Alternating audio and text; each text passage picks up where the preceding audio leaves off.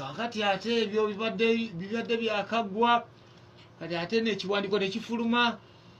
ate Suna Beni bagenda muyingiza akadukulu bagala miliyoni 9 naye emboozi netambula nga nze ndi waggulu kakati ate eriko essaawa eno yeyokubeera nga ebibadde bitulwanya byawedde kyekyo entalo mbadde muziraba okumala ebbanga lwenna mikwano gyaffe katwetwala njagala kyapa jjako abaliko ku kyapa kyange nkyagalako bwomu n'ebirala ebifaanakano bwebityo abakubi b'emmundu ne bagikuba ku social media nga bwe mwagiraba kubanze nasinzira mu lumbe lwa nnyabo ne nangirira ne ŋŋaba bannange ne maama nkutumye abaana ne bakuba emmundu bannange abaana ku social media nze neeyongedde okutya kye bayita amaanyi g'abantu neeyongedde okutya kye bayita amaanyi g'abantu banna wowowowowo baana balwana kanno Haji Kavuma Keti gye yafulutuse eri ng'alaba nga omuliro guyitiridde n'amafumu n'ajja n'ayingira mu nsonga zino.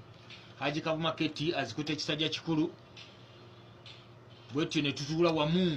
ne Haji Kamoga ne tutuuka ku nzikiriziganya wakati mu kukkaanya. Haji Kamoga n'aŋŋamba nti nno ku kyapa kyo ngenda kuggyako abalala osigaleko bwomu era transfer ne zikolebwa bulungi nnyo wabula n'agamba nti nno gwaggyeko ku kyapa kagenda mule kagenda bw'atyo ye nnyini Haji Kamoga n'akwata ettaka lye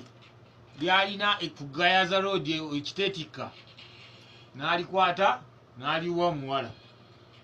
awo ne twawukana nga baaki nga babigo n'olw'ensonga eyo